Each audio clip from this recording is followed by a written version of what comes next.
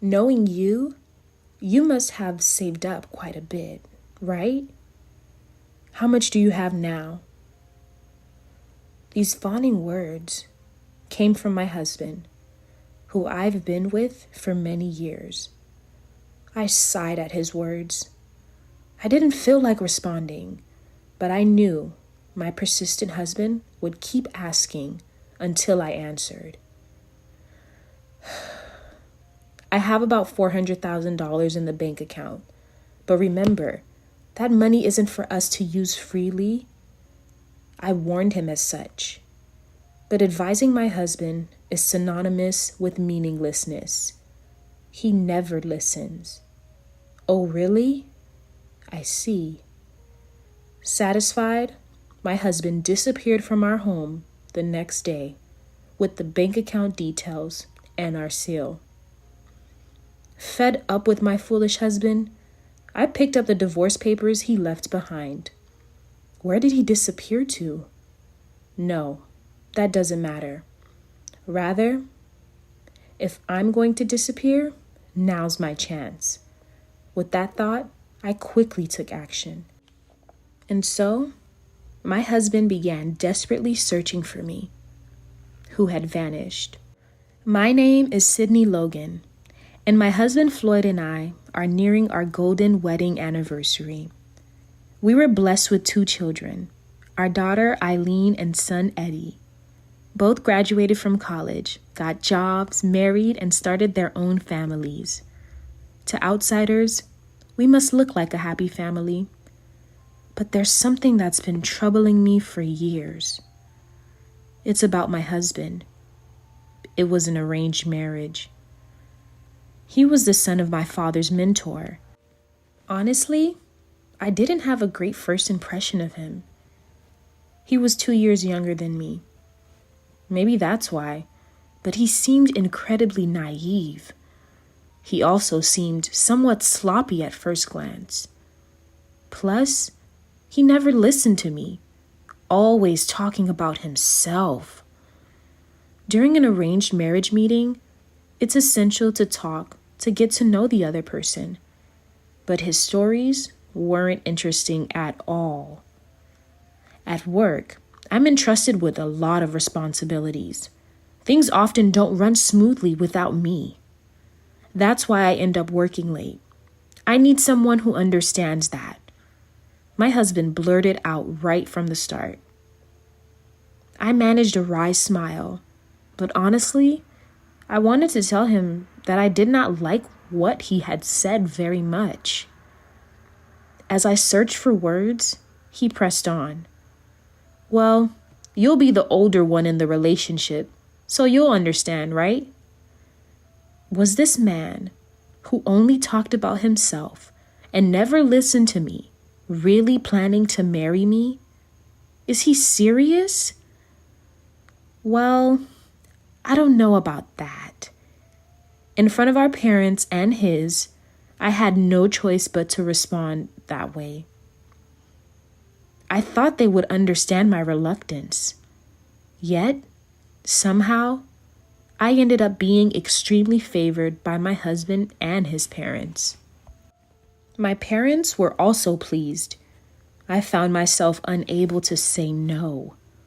Back then, it wasn't uncommon to marry someone chosen by your parents. Plus, everyone was so happy about it. I thought maybe living together would reveal his good sides. So, I reluctantly agreed to marry him. After getting married, it's not that I didn't see his good qualities. True to his boasting, he was diligent at work. He went to work earnestly every day.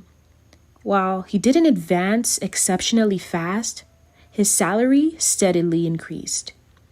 We lived with my in-laws, and they were kind to me. Still, that was the only good thing I saw in my husband. But we were fortunate enough to live peacefully. However, after he turned 40, our expenses began to increase gradually. When I asked why, he said it was company tradition for superiors to treat their subordinates. I understood that. But at the time, our daughter Eileen was in college and our son Eddie was in high school. The expenses were so high that I had to dip into my savings for their tuition and living expenses. No matter how many times I told my husband, he'd say, "Aren't you managing it? Just handle it." He was oblivious to my desperate pleas. Moreover, both in-laws fell ill at the same time, and the burden of caring for them fell all on me. My husband left it all to me. Even when I suggested, "At least let's hire a helper," he coldly dismissed it, saying, "What are you here for? If you need extra hands, get Eileen and Eddie to help. Don't waste money." "So, could you at least help a little? Maybe a little help with your father when he eats," I proposed. But his response was disappointing. "Caregiving isn't my job. If I don't work and bring in money, we'll all be doomed." He always made plausible excuses, never offering any solutions. Instead, his nights out and expenses only increased. I never intended to burden the children with caregiving, but they often helped with chores, seeing my condition. Eventually, after my father-in-law passed away, my mother-in-law followed soon after. Though sad, I couldn't deny feeling relieved to be free from caregiving. Years passed. Our children graduated, got jobs, and moved out. My husband Floyd and I were left alone in this house. He retired about 5 years ago, but still, he frequently goes out drinking, leaving the house empty. And his spending was as bad as ever. One day, fearing we'd run out of money if his wasteful spending continued, I spoke up. "Floyd, you need to stop spending so much. Do you really need to go out drinking so often now that you're retired? We have our own lives to live." To my words, he frowned in confusion. "Huh? I've worked hard all my life. I've got my retirement funds and pension. What's wrong with enjoying my freedom in my old age?" "I'm saying there's a limit. If we spend more than we have, we won't be able to survive. Let's worry about that when it happens." As usual, he never listens. I was utterly exasperated with him. A few days later, something happened. "What are you looking at?" My husband was staring at his mobile phone, frozen. While I was cleaning, I casually asked him, and he hurriedly hid his phone. I found it suspicious, but I had long lost any interest in him. Is he having an affair? No. Who would bother with a man like him who doesn't listen? Oh, nothing. He said that and put the phone down. I continued vacuuming, glancing at him sideways. Then he spoke to me. "By the way, you said we didn't have money the other day, but knowing you must have saved up quite a bit, right? How much do you have now?" I involuntarily looked at his face. He spoke in such a fawning manner. I was disgusted. "There's none. You're always withdrawing it, so you should know." "Not that. I mean like fixed deposits or other bank accounts." He tried to play it off, but I knew my persistent husband would keep asking until I answered. I was so fed up. I just blurted out, "I have about $400,000 in a bank account, but that money isn't for us to use freely. If that's gone, we're really finished." I've warned him as such, but I knew warning my husband was pointless. Oh, really? I see, he said, looking satisfied. As much as it pains me to admit, this is my husband. I suspected he would soon start badgering me for that money. But my prediction was wrong. The next day, he disappeared with the bank account details and our seal. All he left was a divorce application. Such a heartless man. I wasted my life by spinning it with him. It wasn't an overstatement. Yet, he treated me so cruelly, running off with all our savings. He must have thought I didn't matter at all. He probably was having an affair. Thinking this, I vowed to take thorough revenge and stamped the divorce papers. Then I quickly took action. After all, he was the one who left the divorce papers. His intention with leaving that divorce application was clear. After submitting the divorce papers to City Hall and becoming officially single, I felt as if a heavy burden had been lifted off my shoulders. I was about to inform my children and took out my mobile phone. That's when I noticed several missed calls. It was my husband. Well, now my ex-husband. I could imagine him calling in desperation, but I had no obligation to talk to him. Going back home would surely lead to an unwanted encounter. So, I immediately contacted my daughter, Eileen. Hello, Eileen? Mom, what's wrong? I explained everything to her. How her father ran off with all the savings in our bank account, how I submitted the divorce papers, and how he was repeatedly calling me. Without questioning our divorce, Eileen quickly suggested, Mom, come over to my place for now. It's better not to meet Dad. Grateful for her words, I headed to her house. But within 10 minutes of my arrival, the intercom at Eileen's rang. What should we do? It must be Dad. It's okay. Leave it to me. Eileen hid me in the bedroom and went to the door alone. Dad, what's wrong? I could hear her voice from the entrance. As expected, the visitor was my ex-husband. Is Sydney here? I can't get a hold of her. Oh, and I wanted to ask how to use that bank account. Calm down. What happened? That's the thing. I can't withdraw money from the bank. I need to talk to Sydney urgently. He said that to my daughter.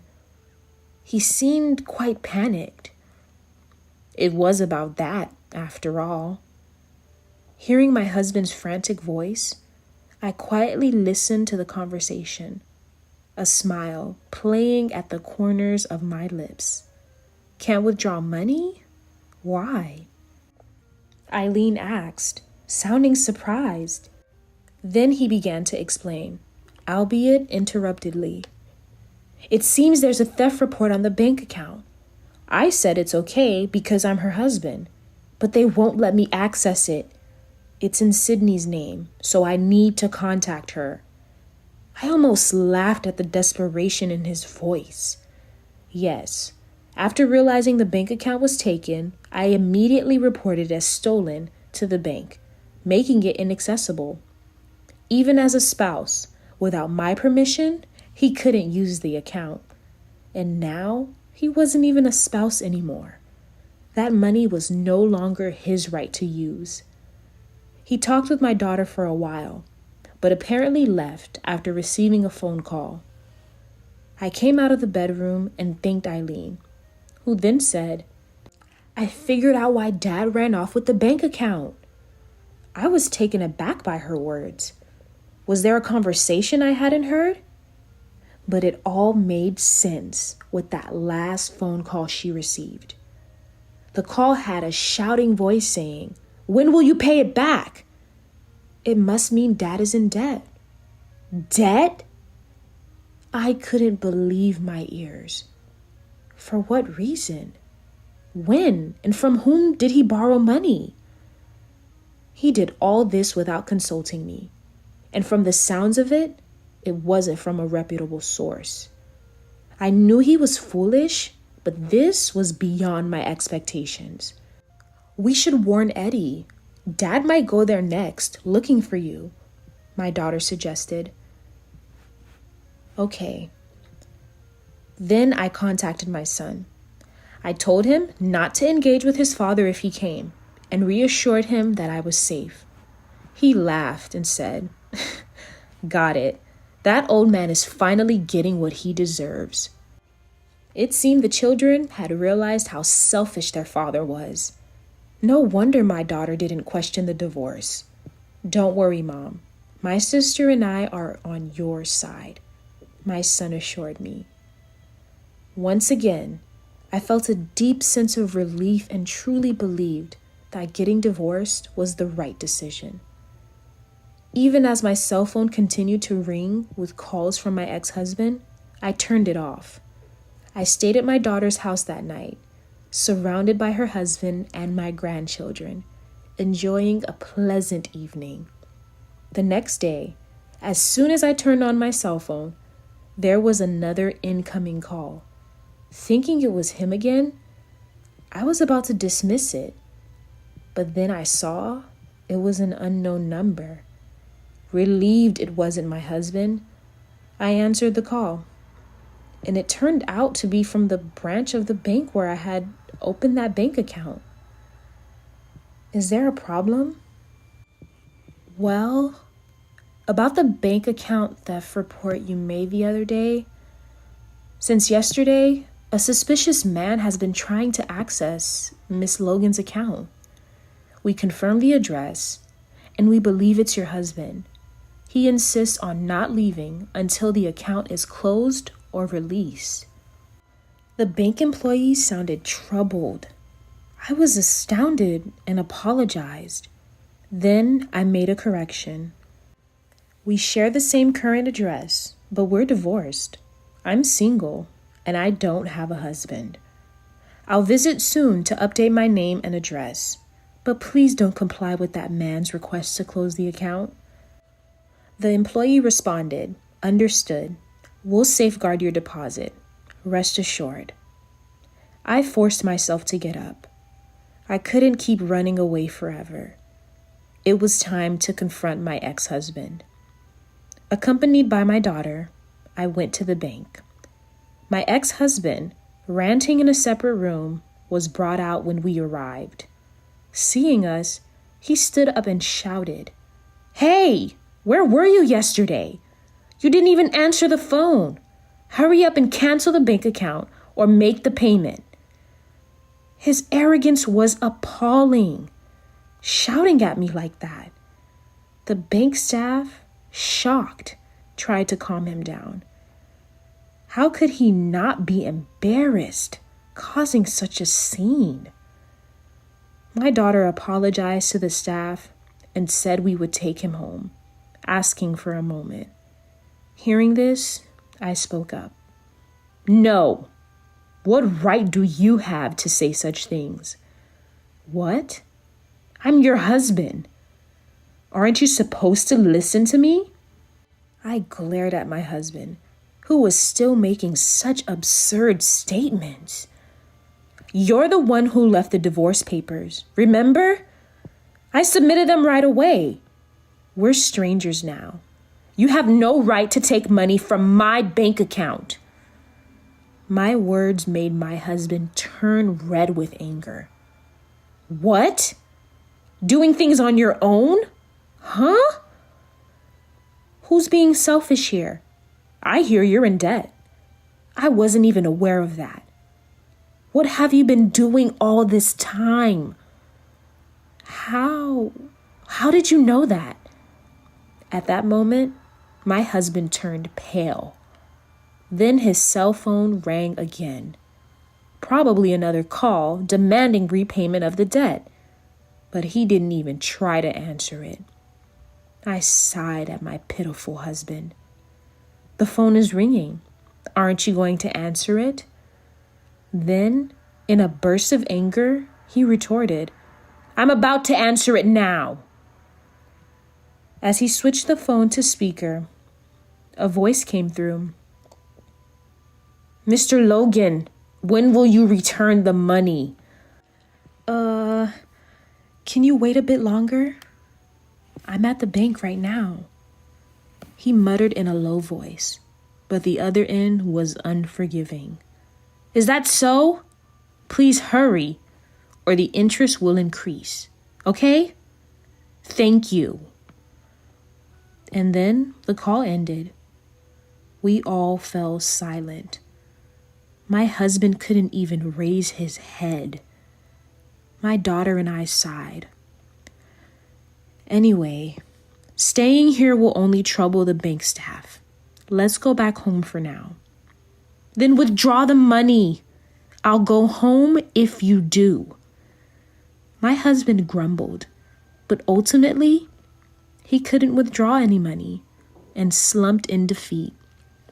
Come on, let's go home. Finally, after being prompted by my daughter, he slowly got up and reluctantly followed us. How could you get into debt like this? Who did you borrow from? My daughter scolded him in the car. He began to speak in a small voice.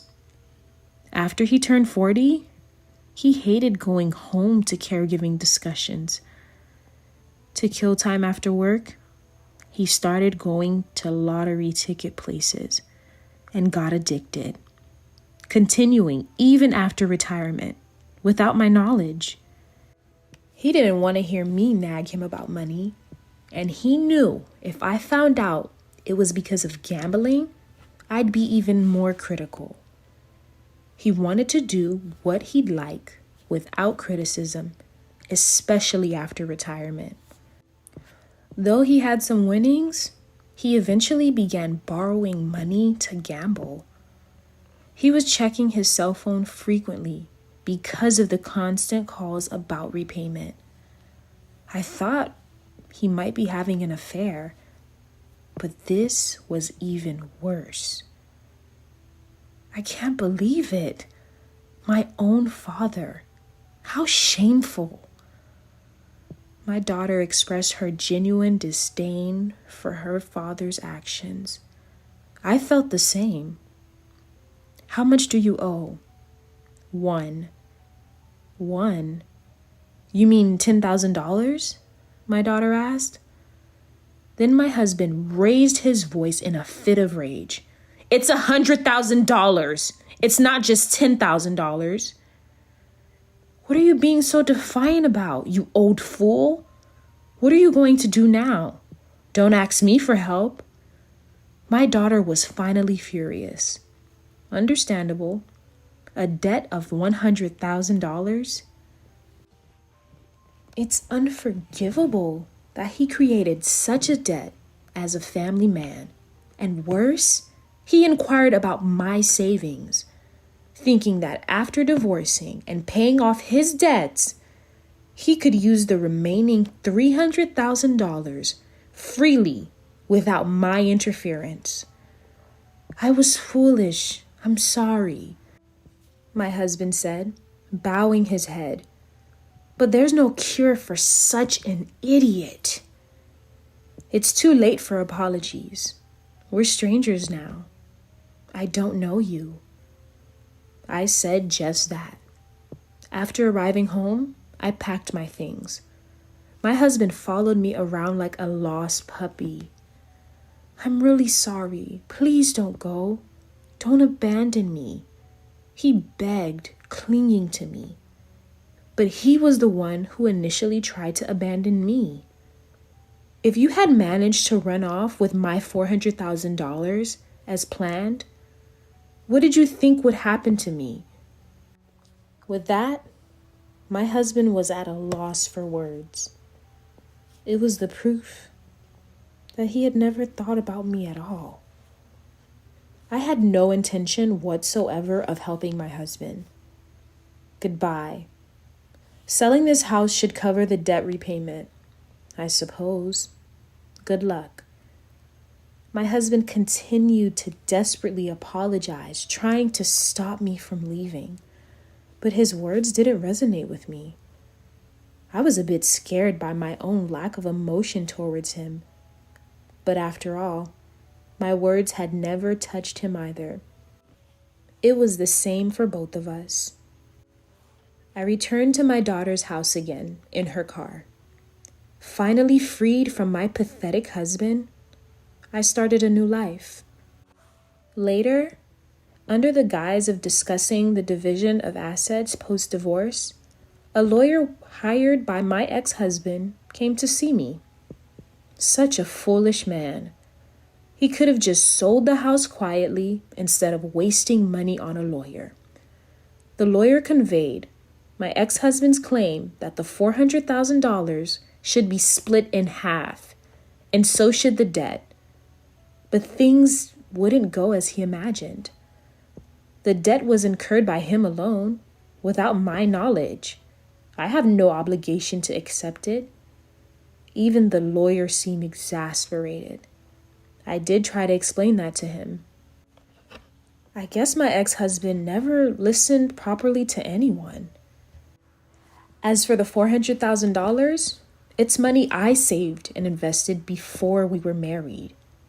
It was not communal property, but my own. The bank transaction history is proof. I informed the lawyer of this. Then he asked me, "Isn't there any shared property?" There might be about $5,000 in savings, but the main shared asset would be the house. We built it after we got married, and it was a large house because we lived with his parents. The mortgage was quite a burden. So, the house will be split, he concluded with a wry smile. I gave the lawyer a big smile. Thank you for handling this. Eventually, the house was sold, and I received half of the proceeds as part of the property division. I told him to sell the house and pay off his debts. I didn't want the children to be burdened if he passed away with the debts remaining. Honestly, I hadn't planned to take any money from the house sale, but it was his greed that led to this. He shouldn't have proposed the property division. I just followed his wishes and went through the proper legal procedures. Both my daughter and son laughed heartily when they heard about it. The $100,000 debt included exorbitant interest. So I had the lawyer intervene, and it seems my ex-husband somehow managed to pay off the debt. I don't know what's become of him now, having lost his house, savings, and family. But if he has no remaining debts, it doesn't matter to me. Nothing good comes from being involved with such a person. My son also decided to cut ties with his father. A sensible decision, I believe. He's now renting an apartment and working day-to-day jobs. He should work hard, as it is the consequence of his actions. Meanwhile, my daughter offered me to live with her. Spending my days with my grandchildren and daughter is a joy. Her husband is kind and shows interest in the investments I used to manage, making for great conversations. This environment feels like heaven compared to my past life, where complaints were common. Marrying my husband, the only good thing was being blessed with my son and daughter. Knowing they are happy now makes me feel that all my efforts were worth it. Now it's my turn. No matter the age, life can be changed. I want to be happy for the rest of my life, making up for the time lost. Speaking of, I wonder how much I've spent this month. Suddenly, when checking my credit card usage, an incredible amount showed up in the transaction history. Upon investigation, it was revealed that my husband had been lavishing gifts on his mistress, taking advantage of my carefree nature. He used my credit card to shower his mistress with whatever she wanted. Cheating on another woman using my credit card? You gotta be kidding me. I will get my revenge. Mark my words. My name is Catherine, 29 years old. Currently, I work as a freelancer. I've always disliked the idea of being an employee, so I chose the path of freelancing, where I could use my skills. I worked hard to get various certifications since I was in college. It was around that time that I met my husband, Bob. Bob and I went to the same college, and it seems he had always known about me. He fell for me while I was studying for my certifications in the college library. He asked me out many times, but I wanted to focus on my studies, so I kept turning him down throughout college. Still, he didn't give up, continued to woo me even after we started working, and eventually, I decided to date him. Afterward, I became a freelancer, and he started working for a regular company. After 3 years of working, we got married, and it was 4 years ago. And now, we lead a somewhat unique married life. Generally, I work from home, but since I was never good at housework, Bob and I shared the chores. Thankfully, I have been getting a lot of work assignments recently. When I was on tight deadlines, Bob would take care of almost all the housework. One day, while I was working in my room, there was a knock on the door, and Bob called out, "Catherine, dinner's ready." "Ah, thank you. I'll wrap up in a bit." "Got it. I'll clean the bathroom while waiting for you to finish." "Much appreciated." "Thanks, Bob." "It's no problem. You're the one earning for us. Let me at least do the chores during busy times." "Okay. Thank you." As my husband said, I do earn a considerable amount. Not to brag, but I earn more than triple what my husband does working for a regular company, so I cover most of our living expenses. If my husband pays for anything, it's the occasional dining out. I pay for everything from the apartment rent to utility bills. Friends who know about our lifestyle always exclaim, "That's unbelievable!" But I never really had any complaints, because I don't have any material desires. I mostly save the money I earn. I work because I enjoy it, not because I want money. So I didn't really mind carrying most of the financial load. And I even felt grateful to my husband, who understood and supported my way of working. Then, one day, while I was working at home, a package arrived. The contents of the package addressed to me was a brand new computer. Given my line of work, a computer is indispensable. I immediately finished setting it up and started working with a renewed spirit.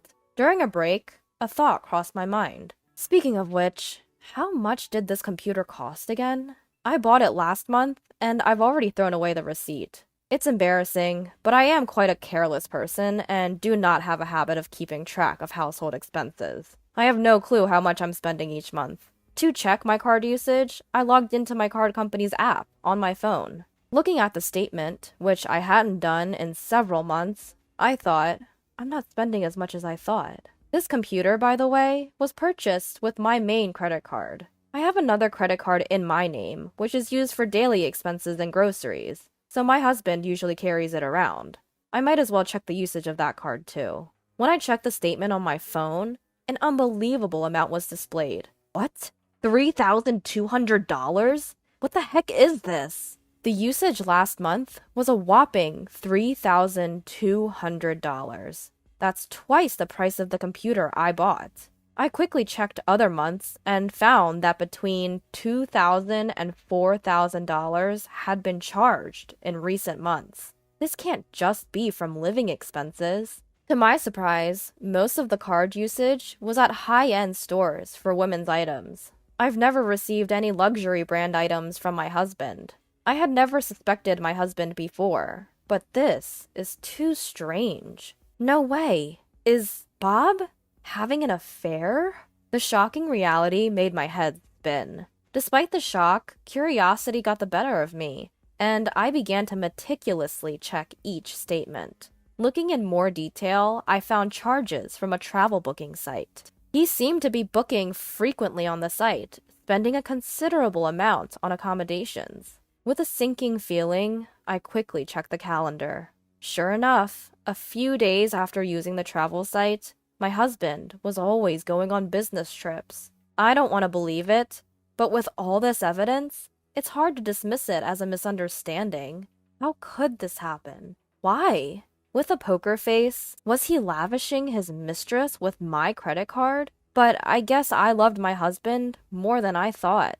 I just couldn't believe it, and I wanted to deny it somehow. This might just be him fronting the company's travel expenses. Maybe he bought something to surprise me and is hiding it. As I thought of these unlikely possibilities, I tried to deceive myself for a few days. At my wit's end, I needed reassurance and ended up checking his phone while he was asleep. Praying, I opened his messaging app, and sure enough, there was evidence of him getting along well with a woman who seemed to be his mistress.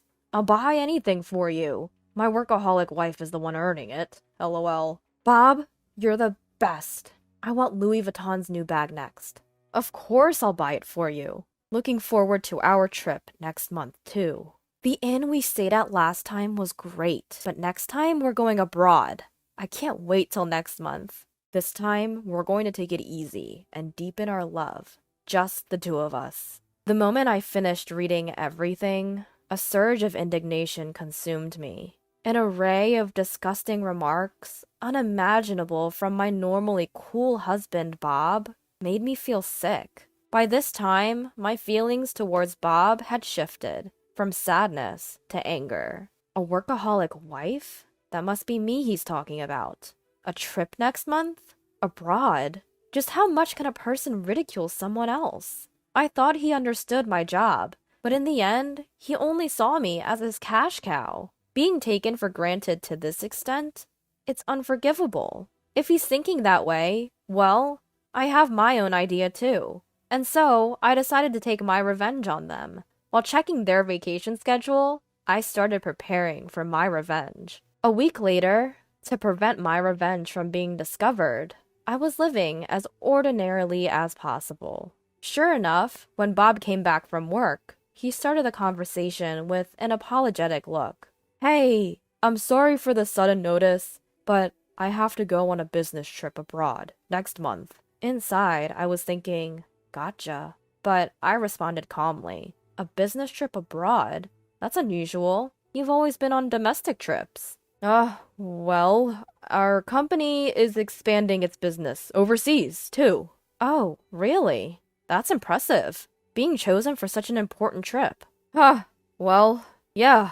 Of course, Bob doesn't have the skills to do such an assignment. His company is a small general enterprise, and there's no way it's expanding overseas. As I watched Bob, he brought up this. "Oh, by the way, I'm going to use your credit card for personal shopping during the trip." "I see. I know it's tough to go abroad, but do your best on your trip." "Thanks. Sorry, Catherine, but I'll need you to take care of the payments." At Bob's words, I just smiled, without saying, "Okay," or "I understand." Seeing my reaction, Bob also beamed at me. According to Bob, he doesn't know when the trip will end. He said he would notify me of the return schedule as soon as it was decided. I can't believe he can lie with such a straight face. Almost admiring it, I simply replied, "Understood," and we ended our conversation. The day of his trip, Bob put on his shoes at the entrance, looked at me, and said with a smile, "I'm off." "Are you really going?" "What's the matter, Catherine?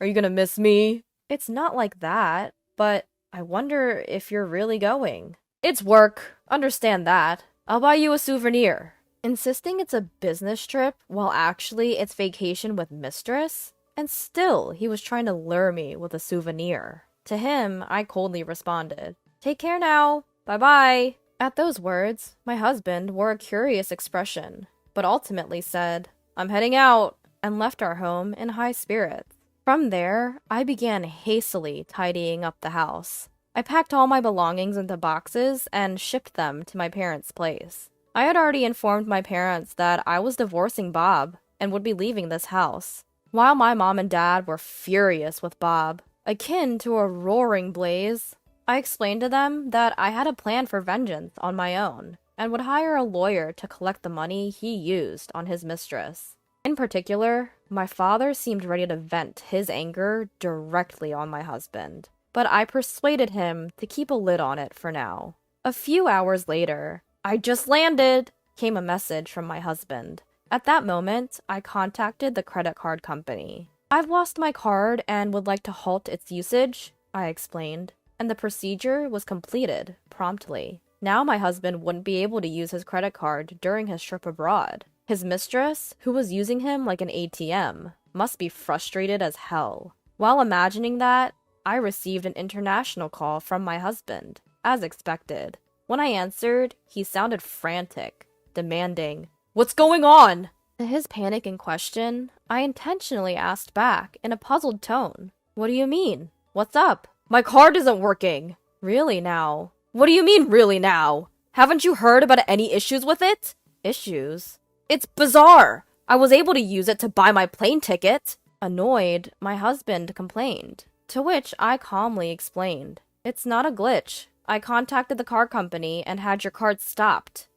What? Come on, Catherine. Quit joking around. Why would I joke about this? Clearly, your card isn't working. Isn't that obvious? Over the phone, my husband seemed bewildered for a moment, but quickly realized the gravity of the situation. He was so startled that he yelled at me with a volume I'd never heard before. "Stop messing around! I told you I'd be using the card during my business trip. Didn't I?" "Oh, did you mention something like that?" "Why the hell would you cancel it then? I can't pay for my accommodation or buy anything now." "Yup, that's true. But did I say you could use it?" "What? You? Stop messing around!" "In the first place, why should I cover the expenses for your little affair?" At those words, my husband was rendered speechless. He probably hadn't even considered that I was aware of his infidelity. "Why? No, since when?" he stammered, his voice shaking with confusion. To that, I cut in. "Anyway, I'm divorcing you." "What? Divorce? You're joking, right?" Why would I lie about it at this point? I can't be married to someone who cheats. "No! Wait! I didn't mean..." "Whatever your intentions are, it doesn't matter. I've already hired a lawyer, so if you need to talk to me about anything, go through him. Goodbye." As I went to hang up, my husband cried out in desperation, "Wait! Please!" It seemed he had finally caught on an important fact. His voice shaking, he pleaded with me. "What happens if the card is blocked? How am I supposed to get home?" "You finally realized?" "You mean, Catherine, you did it knowing all about it?" "Of course. Did you think I wasn't checking the credit card statements?" "No! No way!" My husband's alarmed voice must have reached his companion, because a woman's voice suddenly shrieks from the other end of the line. "Hey, what's going on?" And desperately, he was trying to calm her down. Just hang on a second. I'll sort this out." "And how do you plan on doing that if we can't get back to Japan? You're going to take responsibility for this. You're totally useless." He seemed terrified at the idea of their relationship falling apart. With a pleading voice, he begged me for help. "Please, Catherine.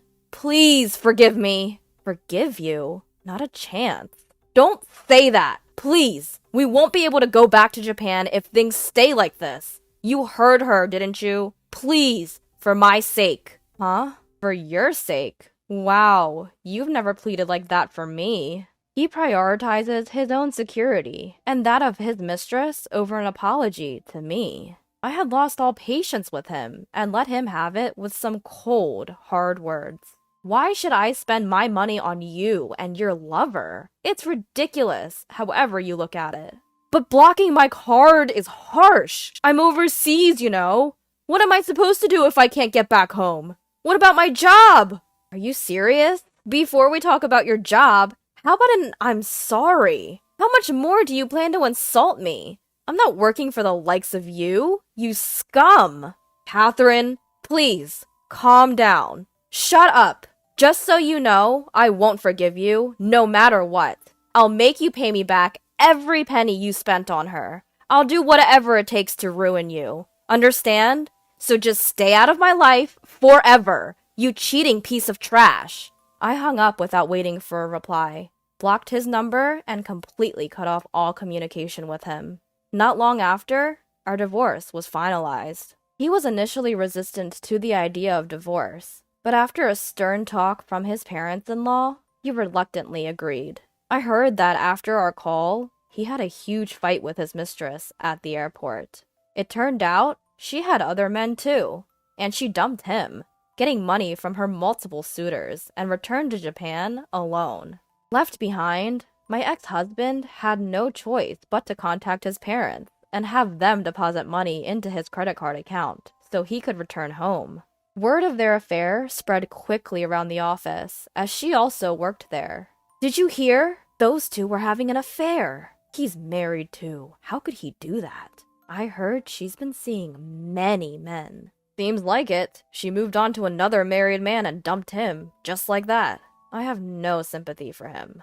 As a result, his mistress, a temp worker, got her contract terminated, and Bob was moved to a less relevant position at work. His salary dropped as well, making it a total mess for him. No matter how this turns out, I'm determined to have both of them pay me what they owe me in full. Of course, I intend to recover all the money that Bob has spent so far. I won't hear any excuses for not being able to pay. I'll do whatever it takes to squeeze every last penny out of them. They can regret their carefree affair as much as they want. As for me, I've moved back to my parents' house, and I'm living with them now. Once the issue of the damages is settled, I plan to live comfortably by myself. From now on, I want to dedicate myself entirely to the work I love. Ugh, what a mistake I've made. Why did I ever marry you? People said you'd make a good wife, that you were refreshingly honest. So I got swept up and married you. Should have never tied the knot with the daughter of a poor farmer like you. My name is Alice, and I am 32 years old. I've been married to my husband, Bruno, for 3 years, and for the past year, I've been hearing this sort of talk from him every day. We both worked at the same company. Bruno joined a year before me. Our company is a general trading business, and lately we've been focusing on the food sector. We introduce and broker new ingredients and food products, department stores, and supermarkets. That's mainly what we do. Bruno and I hit it off at a company party. Maybe it was the drinks, but we were cheered on by those around us and started dating soon after. He was kind, sociable, and always had me laughing. I thought a life married to him would be filled with joy, so we got married after a year of dating. Bruno's parents had already passed away, but my parents are still living and run a small farm in the countryside. I was a child born to my mom at 39 and my dad at 41, after they'd been married for 10 years.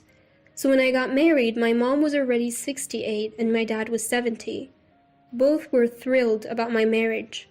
Bruno was initially very helpful around the house, and we often went out for meals together, enjoying each other's company. However, about a year ago, Bruno's behavior started to change dramatically. He began complaining about everything I did, and our outings together stopped. Although I had doubts about staying with him, I thought of the kind Bruno I'd known when we got married and hoped he'd revert back to that. Plus, I didn't want to worry my parents, who are already over 70, so I held off on divorce. If only your parents had more money, then maybe I could have benefited from this marriage too. They're useless. They'd be better off as fertilizer in a field. Hey, that's way over the line. We're talking about my parents here. I say it because they're your parents. This marriage was totally pointless. I can endure any insults about me, but I can't stand him talking about my parents that way. Though they're considered elderly, they still work hard at farming, sending us delicious vegetables and produce all the time. For me, they are more than just invaluable. They're my lifelines. Compared to my friends' parents, mine are significantly older. That always concerned me. However, I'm truly grateful to my parents who always had me in their thoughts and took great care of me. I've always loved my parents deeply. I've been biting my tongue to keep from upsetting them, the very parents who were thrilled about my marriage. Even after that, Bruno kept bad-mouthing my parents almost every day. I was just about to hit my breaking point when Bruno brought up divorce. You know, being married to someone poor like you, there is no advantage for me. I don't want to waste my life anymore. I get it, then it's fine. I had no energy left to argue. I might worry my parents, but I don't want to be with this person anymore. As soon as I agreed, Bruno, as if he'd been waiting for this, handed me the divorce papers with his name already filled in. I signed them without a word. Once I've packed, I'll leave. You can stay here if you want. Is that okay? Yeah, but change the name on the lease. I don't want to keep paying the rent. I understand. But I decided to move too. Staying alone in a place where I'd lived with Bruno felt wrong, and I wanted to sort out my feelings and start fresh. And so, our divorce was finalized. We still work at the same company, so there is a bit of awkwardness when we see each other. But working in different departments turned out to be a blessing in disguise. When I told my parents about the divorce, they looked a bit sad. Still, they said, "If that's what you've decided, then it's okay. You're the one living your life," was all my parents had to say. Their kind words felt like a lifeline. Being divorced after an office marriage did make me self-conscious, but no one said anything. And with Bruno's verbal abuse gone, I felt relieved. Being alone made me realize how much I'd been holding back. I truly felt it was good that I got a divorce. So, this happened one fateful day. I had some work to attend to in the department where Bruno was.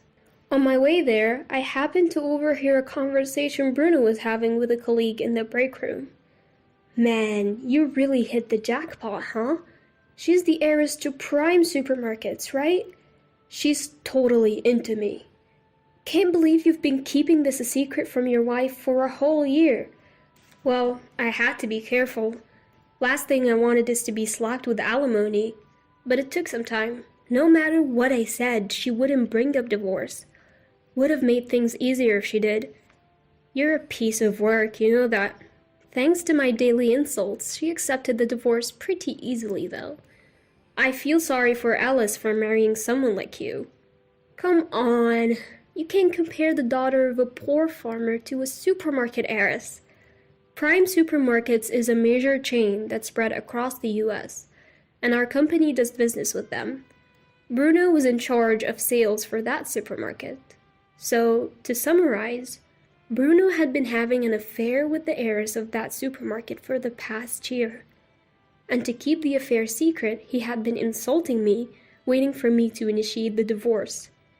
Hearing this, it felt like everything went wide before my eyes. I would have felt better if he had just honestly said, "I found someone else, so I want a divorce."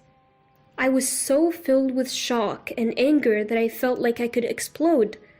But I said nothing and left the room. I didn't want to be known as the woman dumped by Bruno because he had an affair. Feeling so humiliated, I just didn't want to be there anymore. The realization that Bruno wasn't just betraying me, but was also scheming for his own convenience made me so angry. But I chose not to confront Bruno. Sure, I could probably get some kind of settlement if I pushed the issue, but I didn't want the hassle or the gossip. I just wanted to let it slide. The following month, Bruno left the company. I heard he got re-employed at Prime Supermarket's corporate headquarters. I breathed a sigh of relief, knowing I wouldn't have to see Bruno's face anymore. Soon after, I heard rumors that Bruno married the daughter of the CEO of Prime Supermarkets.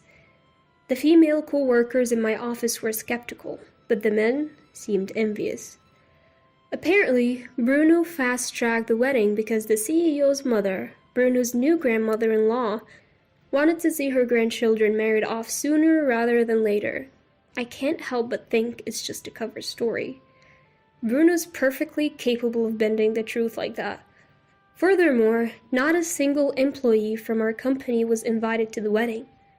Bruno was hired as a sales manager and seemed to be on a fast track to success, according to the gossip amongst his former colleagues, tinged with jealousy.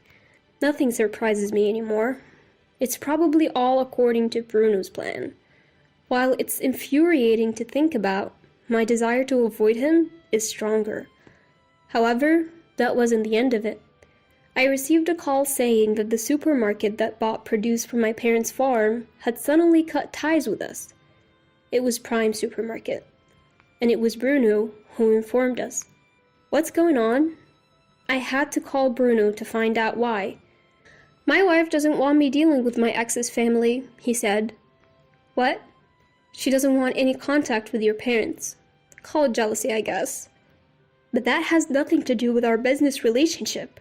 Maybe, but I can't ignore what my wife wants, and honestly, I couldn't care less about your parents. I hated to grovel to Bruno, but I begged him to reconsider the contract termination. He refused. I never thought it would come to this. My parents love farming. Their greatest joy is seeing people enjoy the produce they've grown. They're getting older, but they're still passionate. I don't want to strip them off of their livelihood. So, I had no choice but to look for a new contract. I tried, but I couldn't find any takers. Then, my company decided to host a food fair. I negotiated to include my parents' produce, and surprisingly, I got an immediate okay. The CEO was excited about their organically grown, carefully crafted produce, especially after tasting it. There was a fee for the booth, which I paid for without telling my parents. On the day of the food fair, my parents arrived, beaming with pride over their produce. Seeing them so happy filled me with joy as well. Then someone approached us. He was a restaurant owner from Boston, interested in using my parents' produce. His restaurants focus on high-quality ingredients, and after tasting the produce, he was impressed. My parents were thrilled. We quickly struck a deal, and I felt a huge weight lift off of my shoulders. 3 years have passed since then. My parents are still working in the field, as energetic as ever. They say they genuinely enjoy this lifestyle. I quit my corporate job and have been helping them for the past 2 years. Though my parents insisted they were fine, I saw the increasing work in sorting and fulfilling orders. It became clear they needed help. I'm happy to work alongside them. On a trip back from delivering produce to a restaurant, I bumped into Bruno. "What are you doing here? I heard you quit your job after I broke up with you." "I didn't quit because of you. I'm helping out my family's farm. We supply this restaurant with our vegetables." "Ah, helping out the poor farmers, huh? Suits you, I guess. You'd be leftover stock at the company just like your vegetables." "How rude you still are." "That's just the truth. Look at the gap widening between us. I am now the sales director at Prime Supermarket, a true elite. While you'll just weather away. I'm actually getting remarried." "What? Who's the unlucky guy? Another broke person?" Ignoring Bruno's continuing insults, I get in my car and leave. I'm marrying Louis, the chef at the restaurant where we supply our produce. We grew close during my numerous delivery trips. He's been raving about our produce, even took the time to visit our farm, and has become quite friendly with my parents. He's always smiling and is as genuine as they come. Somewhere along the line, I found myself drawn to his unguarded smile. But after my last marriage, I thought I was done with the whole idea of tying the knot again. Yet, he's like the sun, gradually melting away my reservations. Meeting Bruno at this point seems like a bad omen, just as I'm about to take a new step in life. Louis knows the story behind my divorce with Bruno, and he was quite angry when he heard it. But at that night, after telling him about running into Bruno, he brushed it off, saying, "Next time, just show him how happy you are." I agree. Besides, Bruno doesn't matter to me anymore. Thinking otherwise would only please him, because that's the kind of person Bruno is. On the day of our wedding, I was in the dressing room when Bruno suddenly appeared. "What? Why is Bruno here? What are you doing here?" "I had a hunch. You said you were getting married, and I heard there was a wedding at this restaurant, so I came to check it out." "Why are you here? You're certainly not invited." "I wanted to see this poor wedding of yours." "What?" "I'm just curious to see who the pathetic woman that I dumped is marrying. Though, he'll definitely be less than me." "Your taste is truly terrible." I couldn't help but feel pathetic, wondering if I had really married such a lowlife. At the same time, looking at Bruno's smug face in front of me, I felt grateful we had broken up. "What's the matter? Cat got your tongue? Show me this new husband of yours already." Just as Bruno spoke with delight, Louis and his parents walked in. "Ellis, are you ready?" "Huh? Seeing Mortimer, Bruno went pale instantly. Why are you... Ah, Mortimer. You know him? The moment he heard that, Bruno started trembling, losing all composure. Mortimer, too, looked at Bruno as if just recognizing him. Oh, you must be... Alice, do you know this gentleman? Yes, actually. Is this perhaps Alice's ex-husband? Well, you see, Hugh. I've heard about the ex-husband from my son, but you're him? Well, Mortimer, you know this guy. As a matter of fact, Mortimer is the CEO of a major department store. The Prime supermarket where Bruno works is about to be acquired by Mortimer's department store.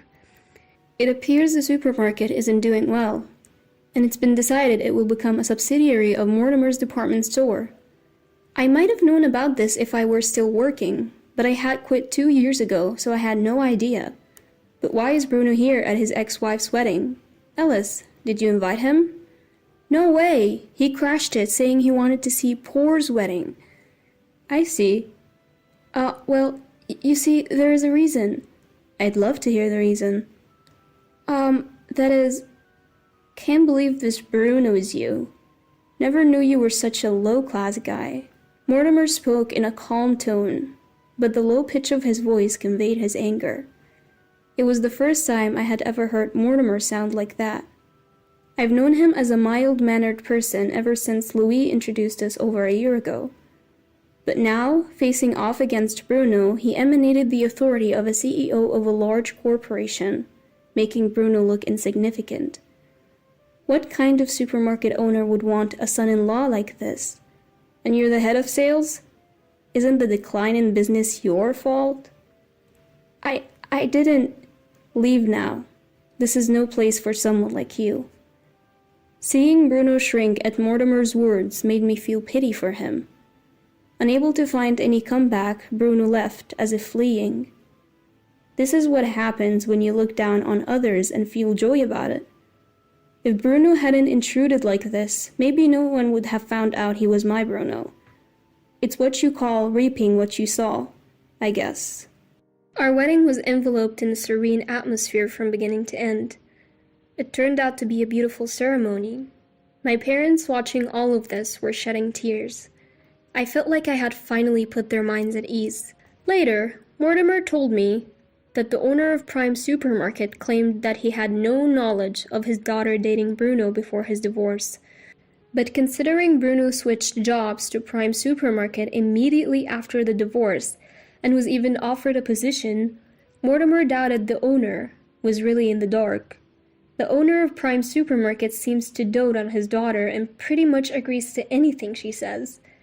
As a businessman, he's definitely lacking, Mortimer commented. Prime Supermarket became a subsidiary of Mortimer's department store. The executive team was replaced and the former owner was resigned. Bruno left the company as well. Then, out of the blue, Bruno contacted me, asking to be employed by Mortimer's department store, the parent company. I struggled to comprehend what could possibly make him think that that was an option. That's absolutely not going to happen. What on earth are you thinking? Don't say that. Give it a try. I might get divorced if things keep going this way. My wife says she doesn't need a husband who doesn't bring in money. That's not my concern. Don't you feel sorry for your ex-husband if he ends up on the streets? Not at all. What a person you are. Fine. Can you lend me some money? What? Just enough to get by for now. My wife is a big spender and it's tough. I couldn't believe what was happening. But when that phone call came, I was actually visiting my in-laws. Mortimer, who was sitting next to me, took the phone and yelled with a fury I'd never seen before. Don't ever contact my precious daughter-in-law again.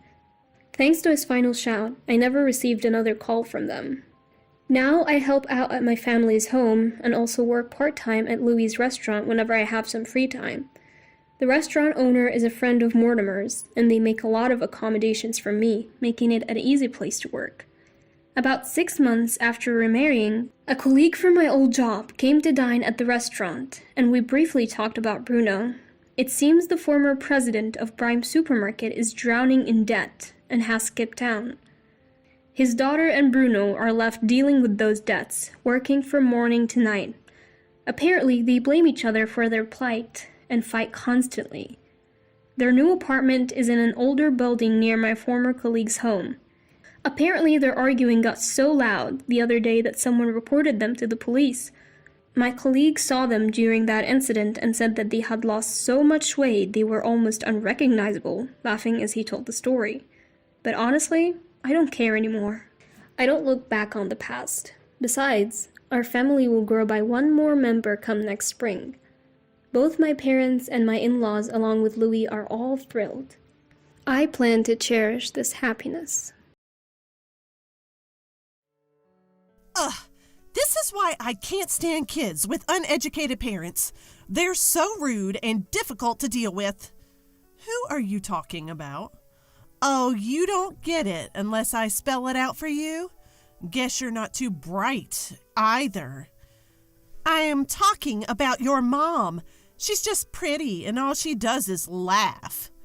That's not true. Poor you, raised by someone so foolish. You can't choose your parents. My name is Emily. I was lovingly raised by my reserved dad, Joseph, and my mom, Anna, who is always kind with a beautiful smile. Dad was often away for work, but I remember having lots of fun with him on his days off. Mom was always there for me, a calming and warm presence in my life. Every day spent with Mom was a comforting experience, a sanctuary for me. I love both my parents very much, and they love me too. Even someone as mild-mannered as me might get genuinely angry if someone disparaged my parents. I had a dream about marriage. Marrying the person I love, combining two warm homes into one. How happy would that be? I'd always fantasize about it. Some might say it's nothing but a pipe dream. But I had that much confidence in my family. Richard, my current husband, respected my feelings. We met while working a part-time job. He was attending a prestigious university while I was just a high school student going to an ordinary school. We were casual friends at first, but gradually grew closer. I ended up going straight into the workforce after high school while he was still a college student at the time. We were attracted to each other because we had different perspectives stemming from our different environments. About a year into dating, he proposed to me. Our families get along really well, so I'm sure we'll also make a great family. I was really hopeful hearing him say those things. We got married, believing in those words. I had imagined a happy married life, but life isn't always that easy, is it? Little did I know that this decision would throw my life into chaos. Emily, when are you planning on moving in with us? Make up your mind, please. What? Move in together? Before marriage, we lived together in my apartment and continued to do so after. Since we had no kids, I figured we would keep living there. But it seemed that wasn't good enough for my mother-in-law, Rebecca. You're married to my son now. That means living together. Isn't that obvious? Is it? Richard never mentioned anything. You can't figure this out without your husband telling you? Use your brain a bit. I'm sorry. I'll discuss it with Richard and let you know. And just like that, my newlywed life turned into living with my in-laws. I didn't mind living together, but there was some things that bothered me. What is this cleaning? Unbelievable. How can you be so lazy? Did I do something wrong? I tried to be as thorough as possible. I had swept and wiped the floors, even used tape to pick up small dust particles. I removed water stains and dried the wet areas. I even did regular mold removal. What? Can't you see? The ashtray is full of ash. That's from David, who just smoked. I can't handle every instant. Home should be a relaxing place, and you leave a dirty ashtray? It's because you don't respect me that things are like this. I can't believe you're so inconsiderate. It was my father-in-law, David, who was smoking, filling up the ashtray that I had just cleaned. I can't keep up with that. Rebecca just doesn't get it. And what is this food? It's inedible. What kind of upbringing leads to this kind of taste? I think it's pretty average seasoning. What exactly didn't you like? Don't you know without me saying? It's too salty. You're jeopardizing our health. I didn't think it was that salty. I'll be more careful next time. Please do. We can't stay healthy if we keep living like this. I always thought my cooking was just average. I don't have an extensive repertoire of fancy gourmet dishes. What I lack in style, I make up for by consistently creating dishes that taste just fine. However, no matter how careful I was with my seasoning, it never seemed to please Rebecca. You've got to be kidding me. This is too salty. It's like you're doing it on purpose. I didn't mean to. I thought I made it quite mild.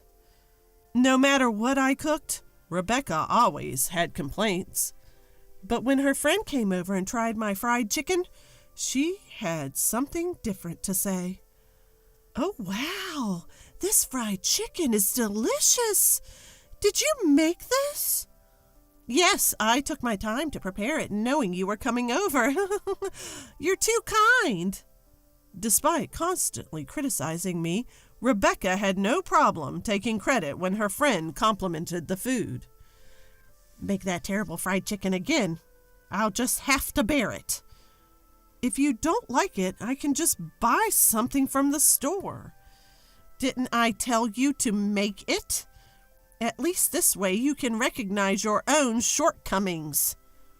Rebecca would make me cook fried chicken, then pack it up and give it to her friends as if she made it herself. She would lie about being the cook, then turn around and criticize me. I never understood what Rebecca wanted. She probably didn't like me, but she wanted the neighborhood to think well of her. I had to live in this environment. Every day was stressful, and it was wearing me down mentally. Neither my husband nor David ever stepped in to stop this cycle. Both seemed to tactically agree with Rebecca, leaving me feeling more isolated. This is my first experience with married life and living in a two-family home. Maybe this is just the way the world works, and I'm the one who can't handle it. I had no one to talk to, so I tried my best to endure it on my own. Emily, my clothes haven't been ironed. I wanted to wear this outfit for lunch today. But you said you wanted to wear something else yesterday. I've already ironed that. Well, I changed my mind. Being my son's wife, you should have anticipated that. At this point, I had no idea what the right thing to do was, and I was utterly frustrated. In that house, I felt like I had no allies. I gritted my teeth and put up with it, thinking that patience was my only option. Then, one day, the inevitable happened. Rebecca made sarcastic comments to me, as usual. By now, I've grown used to it and don't take it too seriously. Maybe she finds my reactions boring because her attacks have changed lately. You're always so inadequate, no matter what you do. I'd love to know your upbringing. I was raised by my parents just fine, thank you. Maybe I'm not perfect, but talking back, huh? Exactly my point. Normally, people don't raise children to talk back to their mother-in-laws. It's all your mother's fault. She doesn't have any impressive degrees, does she? She might not have degrees to flaunt, but that's a different issue. See? Talking back again. That's why you're no good. Your poor upbringing really shows. Enough. Can you please stop insulting other people? I can't take it anymore. My voice grew stronger as I couldn't hold back my emotions. Rebecca didn't miss my slight glare. This is why I hate kids with low-educated parents. So impolite and difficult to handle. Stop talking about my mom. Education has nothing to do with this. Oh, you must be stupid too, then. Your incompetence speaks volumes. Must be nice to skate by on your looks alone. I couldn't live like that. I haven't, but that's beside the point. You're pathetic, raised by such clueless parents.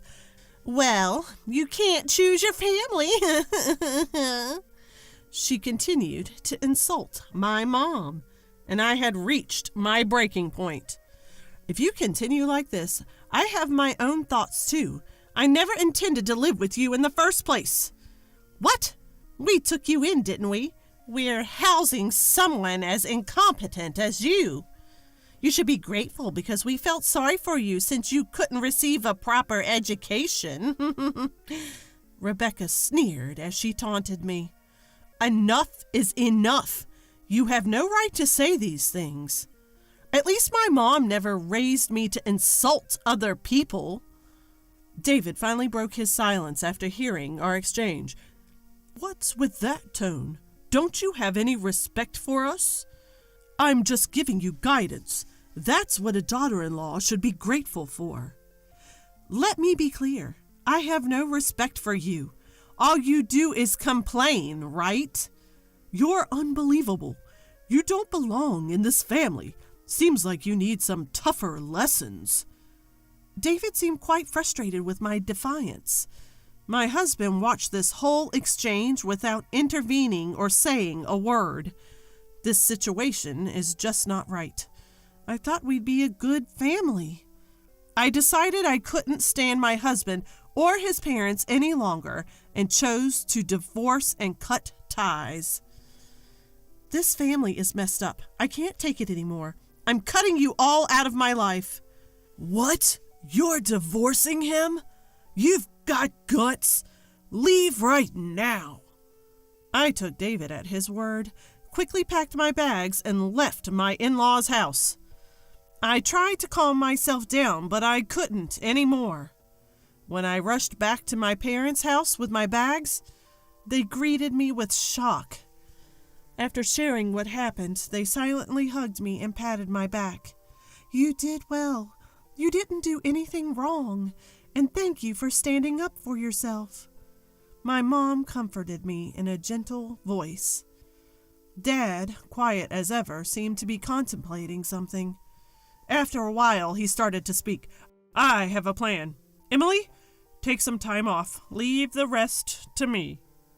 I was surprised because Dad never says things like this, but his serious expression made me believe him.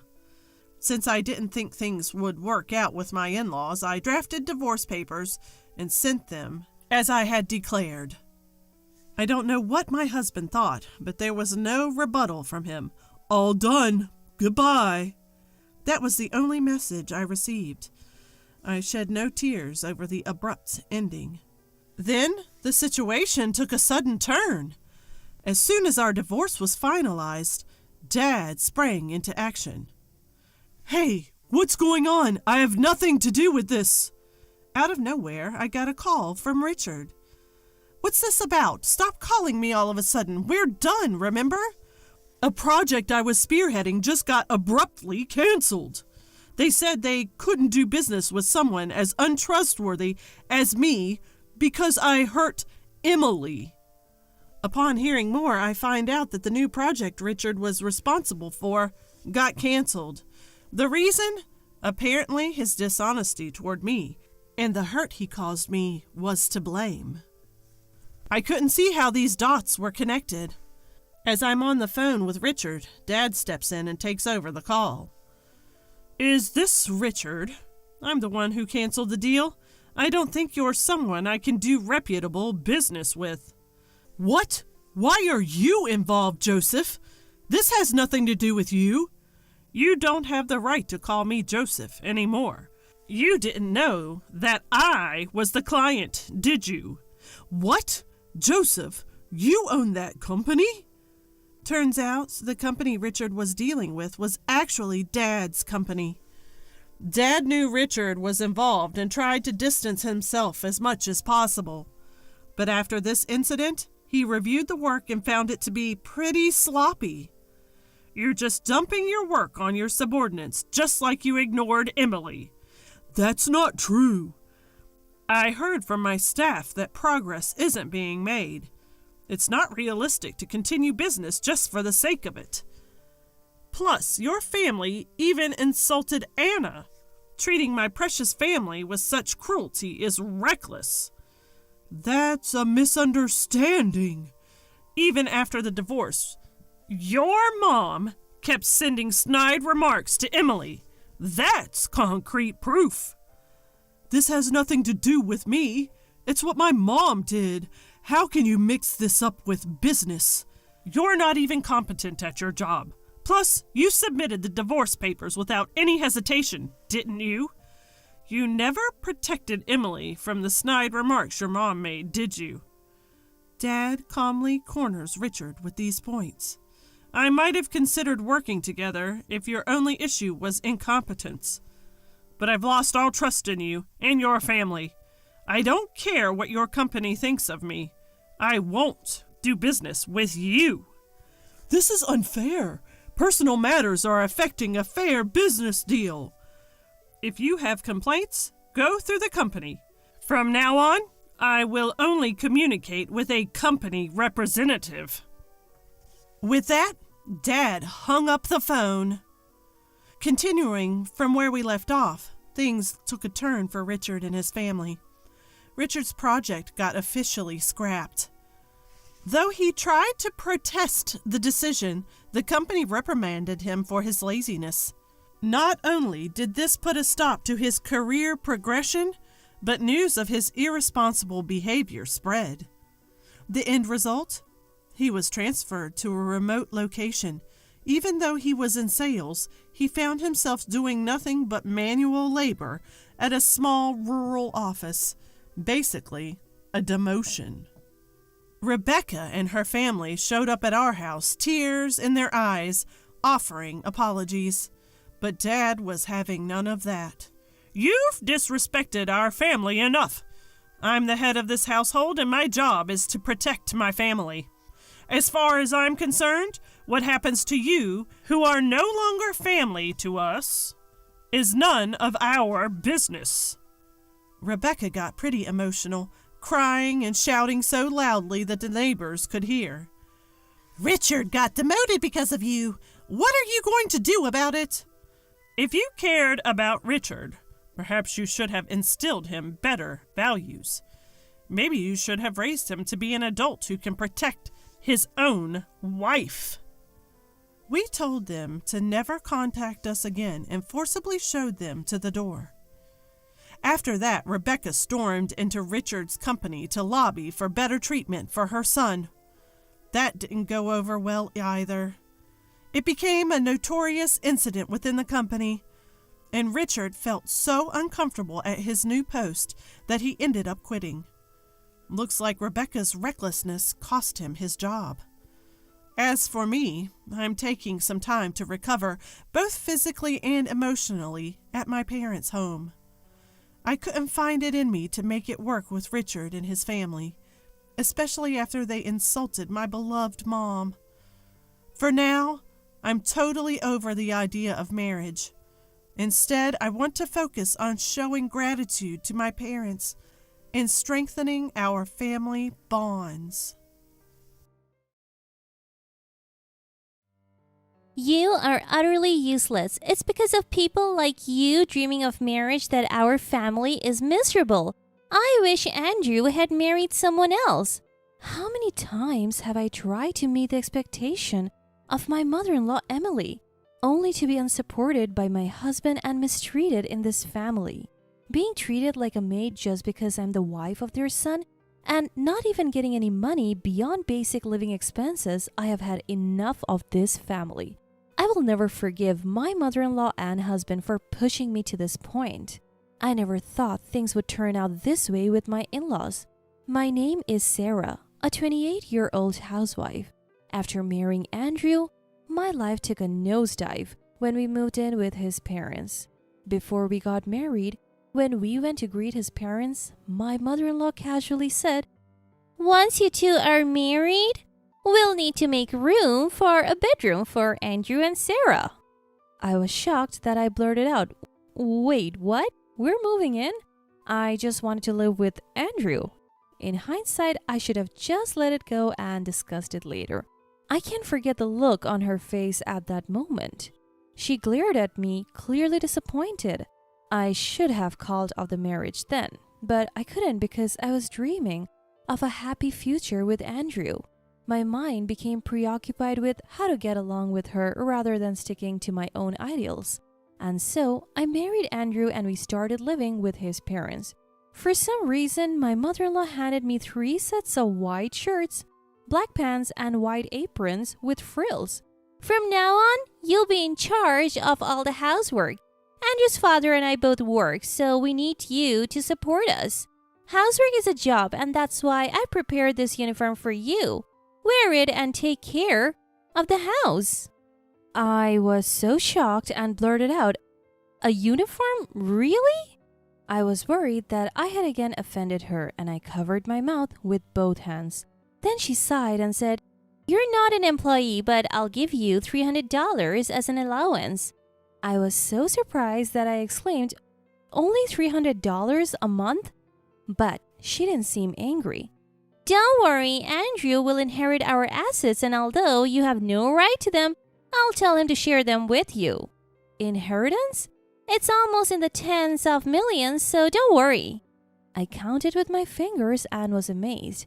I would be lying if I said I wasn't happy at that moment, but when I thought about it, considering life expectancy, his parents would probably live another 30 years. I realized too late that I'd make more money working than being a housewife living on a $300 allowance waiting for half of an inheritance. After that, I did the housework wearing the uniform mother-in-law had given me just as she had instructed.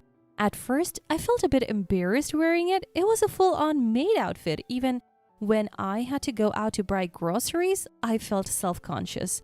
I could have worn my own clothes, but changing back and forth seemed like a hassle. Initially, mother-in-law told me to work all day, but I figured it was fine to take breaks since everyone else was at work. However, when mother-in-law returned in the evening, she inspected every corner of the room and scolded me. "Your cleaning is sloppy. What have you been doing all day? I trusted you with this job and you slack off? That's terrible."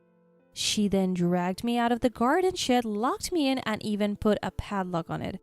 I have a mild case of claustrophobia, so dark and confined spaces make me anxious. I started to tremble with fear and found it hard to breathe. Somehow, I endured it and was let out an hour later, but I was so disoriented that I collapsed on the ground. Seeing this, mother-in-law said, "Hurry up or I'll lock the house," and actually locked the front door and turned off the garden lights. After calming down a bit, I rang the doorbell and knocked on the door, but no one came to help. Instead, Andrew peeked out from a second-floor window and just stared at me. Why won't he help me? Frustrated, I yelled, "Andrew, unlock the front door. This is awful." Andrew replied, "It's your fault for not doing your job properly. Be a sincere wife. Oh, and if you try to escape, next time you'll be locked in the shed all day." And then he closed the window. I had only told Andrew about my claustrophobia. He must have told mother-in-law, who then used it against me. The thought made me incredibly sad. I considered running back to my parents' house, but what if they couldn't protect me? And I ended up locked in the shed again. The thought made my legs tremble and I sat down right there. After a while, the front door opened and father-in-law William, who looked sympathetic, came out. "Sarah, everyone's asleep. Come inside. I'm sorry I couldn't help you sooner. I don't have much say in this house," he said with a puzzled look. I had always thought father-in-law was passive and agreed with mother-in-law, but it seemed that wasn't the case. "Thank you," I said, expressing my gratitude. Father-in-law gave me a troubled smile and said, "For now, come inside." He told me to sleep on the couch and brought me a blanket, probably his own. "Emily usually wakes up at 7 a.m., so please go outside before then. After that, I think Emily will let you back in," he said. Okay. I nodded and father-in-law smiled once before saying goodnight and returning to his bedroom. Grateful for father-in-law's kindness, I wrapped myself in the blanket and fell asleep. The next morning, father-in-law woke me up at 7 a.m. and I returned to the yard. Shortly after, my mother-in-law came out and said, "So have you reflected on your actions? From now on, you'll do your work properly. If I say it's not good enough, you'll work until midnight. Also, as a punishment for slacking off, you're on an allowance ban for a year. Make me trust you within this year." Stunned by her treatment, I just nodded. Immediately after, I was told to prepare breakfast and lunch and I started working in the kitchen. Kicked out into the yard all night and made to work from morning, it felt like outright bullying. I finally realized, isn't this abuse? I think mother-in-law had assumed from the start that I would only do the bare minimum housework. So she found some dust in a corner as an excuse to lock me in the shed. I believe it was to make me submissive to my in-laws and to ensure that I wouldn't receive any money. Not even receiving the initially promised $300 a month felt unjust. I started thinking about how to get mother-in-law's approval and earn my rightful money. I focused on areas mother-in-law would likely check while trying not to overexert myself.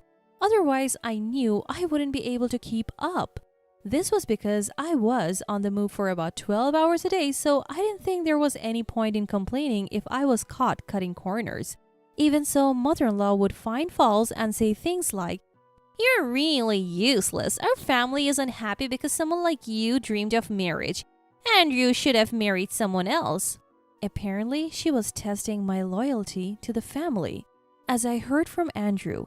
But Andrew, who only sided with mother-in-law and never defended me, no longer felt like a husband. All love had vanished. Now even when it's just the two of us, I turned my back on Andrew. Seemingly thinking I was still mad about being kicked out, Andrew said, "Are you still in a bad mood? It's your fault for not meeting mom's expectations. If you had done your job, this wouldn't have happened. It's your responsibility too, you know? Cheer up already." By the way, I recorded Andrew's statement. I pretended to let my true feelings slip and asked, "So it's okay to lock me in a shed for an hour, kick me out from night till morning, and threaten to lock me up again if I run? How would you feel if it happened to you?" Andrew replied, "Well, I would accept it because I made mom angry." But I knew he didn't mean it. After all, mother-in-law would never do such a thing to Andrew. It seems Andrew told mother-in-law everything I said the next day. When mother-in-law returned from work, she grabbed my collar and yelled, "Have you forgotten you're Andrew's wife? Not only do you reject him, but you also say he should be locked in the shed?" I laughed disdainfully at mother-in-law and retorted, "I never said that. And Andrew's wife, don't you mean housemaid?" "Yes, a son's wife is a housemaid who obeys her husband's family. It seems you still need to be disciplined. No dinner for you until my anger subsides." Mother-in-law then took everyone's portion from the large plate, shoved the remaining food at me and said, "This is your share. Throw it away yourself." The idea of casually wasting food was both unbelievable and unacceptable. This was something I couldn't let slide. What should I do? I thought for a moment and decided to seek help from certain people who came to mind. Pretending to throw away the food, I went to the kitchen, wrapped it in plastic, and put it in a bag, plate and all. I then ran to the front door, flung it open, and dashed out. Mother-in-law noticed and shouted from behind, "Come back, I'll lock you up again." But I didn't stop. I couldn't risk going back now. As I left, Andrew seemed to be entering the house, but I just kept running. I saw him tumble over as our shoulders collided, but I had no time to worry. I had to escape mother-in-law. I reached a station beyond the residential area where taxis were parked. I hopped into one and gave the driver my parents' address. Yes, I had decided to seek help from my parents. I had forgotten that Dad once told me, "If anything happens, you can always come back." The timing was perfect to remember this. The taxi driver commented on the delicious smell coming from the roast beef and mashed potatoes I had with me. I laughed it off and told him about mother-in-law's treatment as we drove to my parents' house. For payment, I used mobile barcode payment. Thankful that these days you don't need a wallet if you have a phone. My parents were initially shocked to see me return in a maid's uniform holding a plate of food, but they were happy to see me and said, "Oh, this food looks delicious." I haven't eaten yet because I was told I'm just a maid. I hope it's good. When I said that, my parents' faces stiffened and they asked me to explain. I explained what had happened at my in-laws. I played them the recordings of mother-in-law and Andrew's verbal abuse and told them how father-in-law had helped me. My parents were furious. "Grab that thing, we're going to their house. We won't let this stand. We'll get you divorced, okay?" I didn't know what that thing was, but I agreed to the divorce. I was gathering evidence of the bullying for a divorce anyway, so of course. After changing into clothes I had left at my parents', the three of us returned to my in-laws. When mother-in-law opened the door, she yelled, "Where have you been?" but changed her tune upon seeing my parents. Just kidding. It was a prank to see how Sarah would react if her family was angry.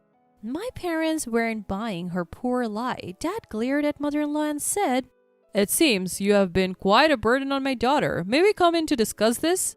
Mother-in-law's face turned pale as she reluctantly invited us in. The first to apologize when we were led into the living room was father-in-law. "I apologize for letting my daughter go through such an ordeal," father-in-law said. I had told my parents that father-in-law had helped me, but Dad still looked at him sternly.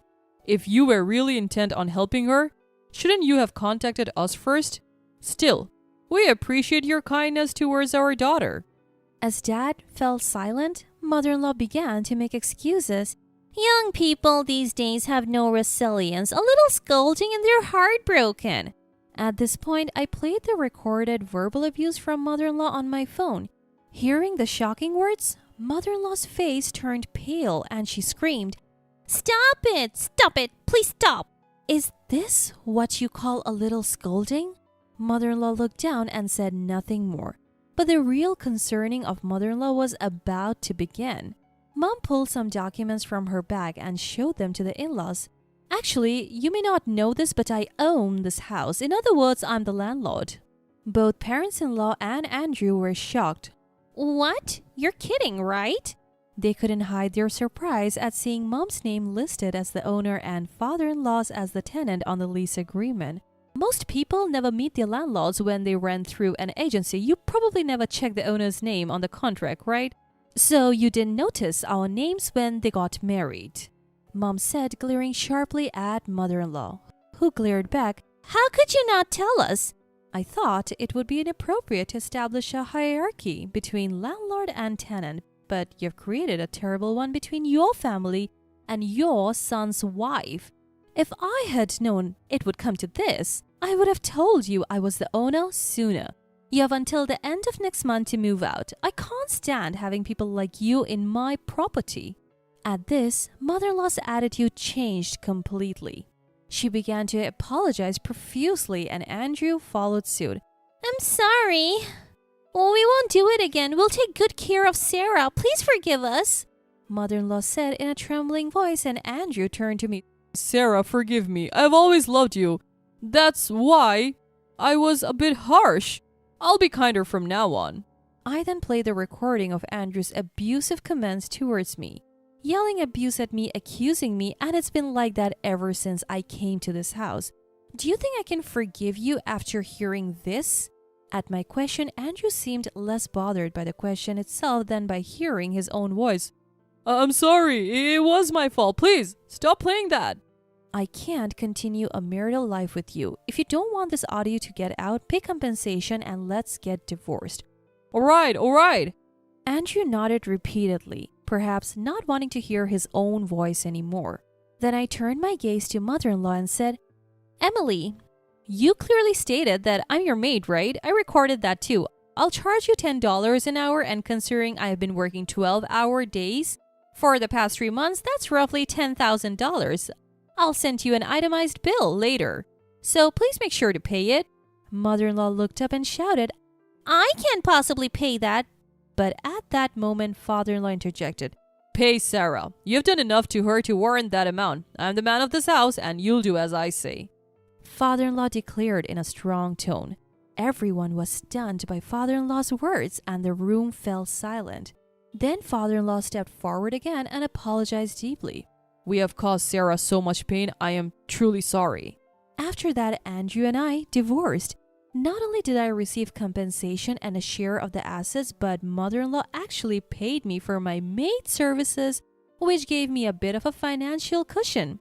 Father-in-law left that house and returned to his hometown. Mother-in-law and Andrew said they couldn't find a place to live and stayed until the last possible moment. But once the neighbors found out the truth, they began to avoid them. The neighbors had misunderstood that I was a maid, not a daughter-in-law. When they found out the truth, they saw mother-in-law and Andrew as a twisted family who treated their daughter-in-law like a maid. The rumor spread throughout the neighborhood and even reached mother-in-law and Andrew's workplaces.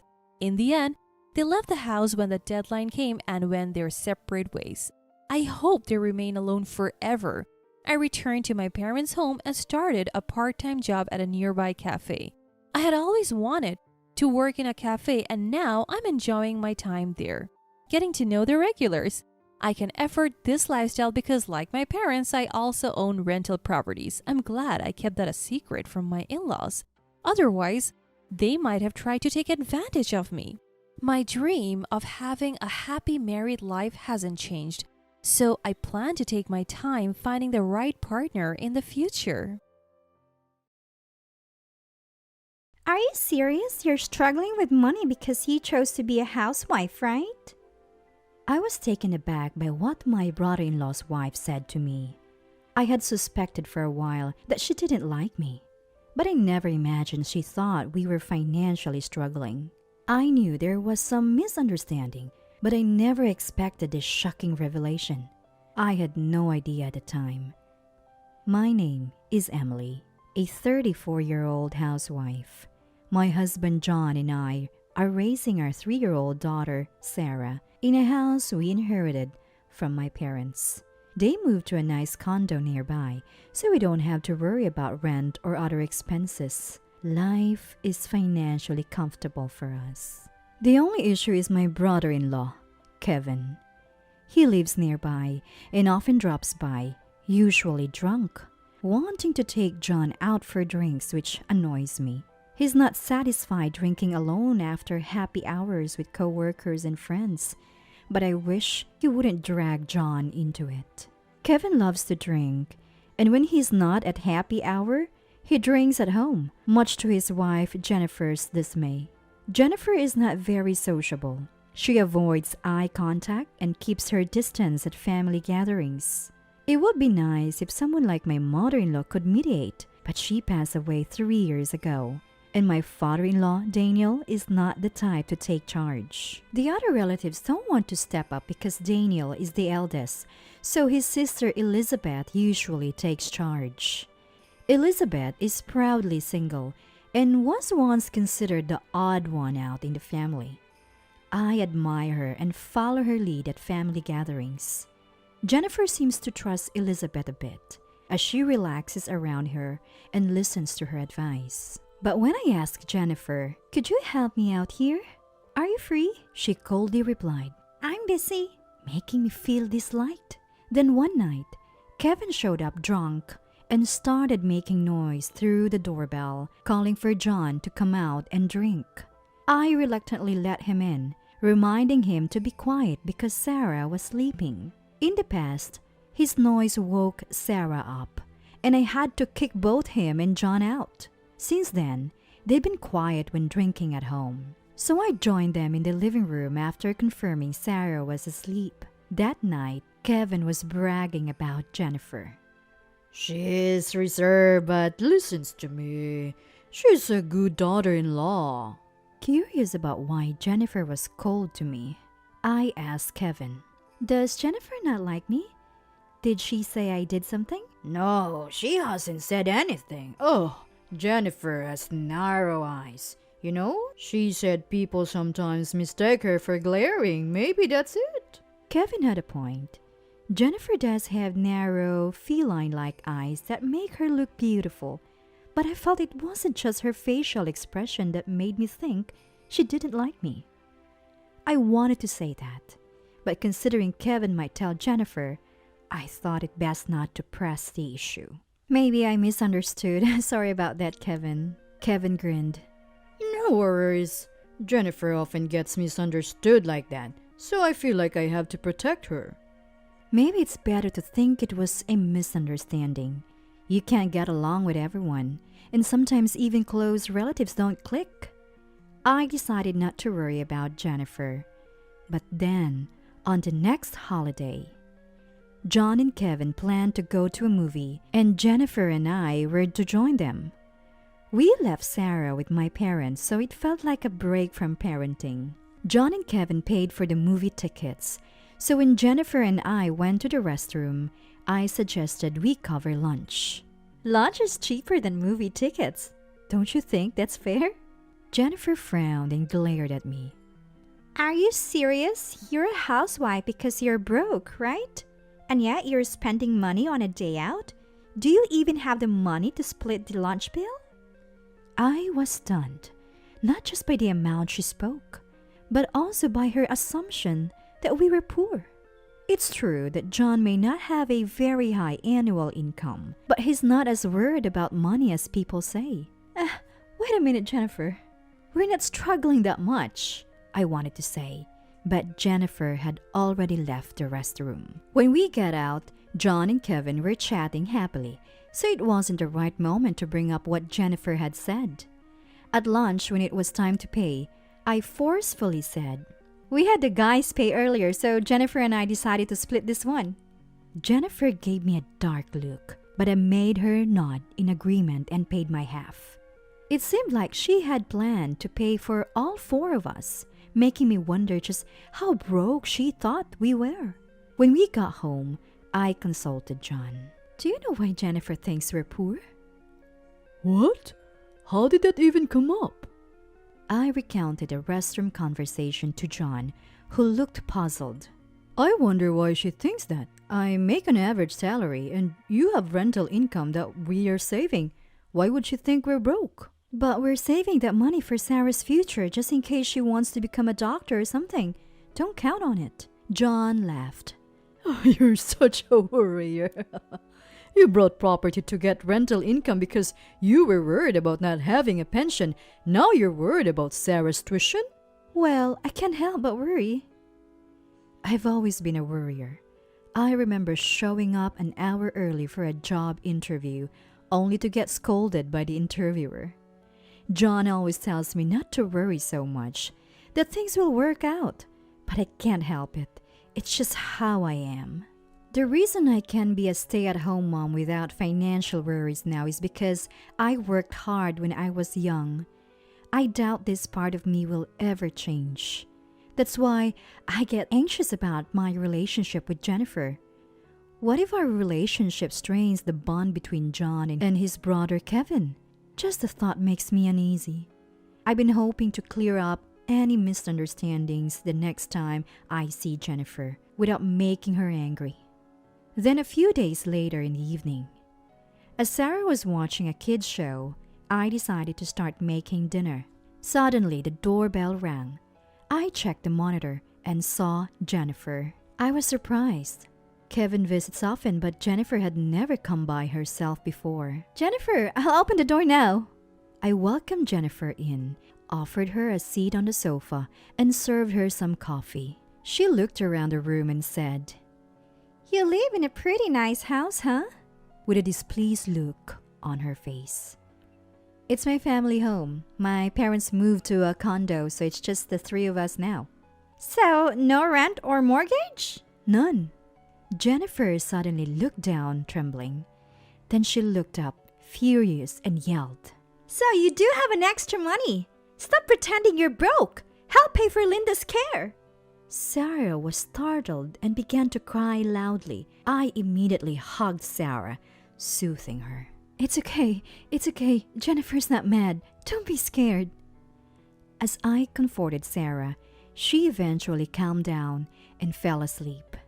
Jennifer also seemed to feel bad, lowering her shoulders and apologizing. Maybe she's not a bad person at heart.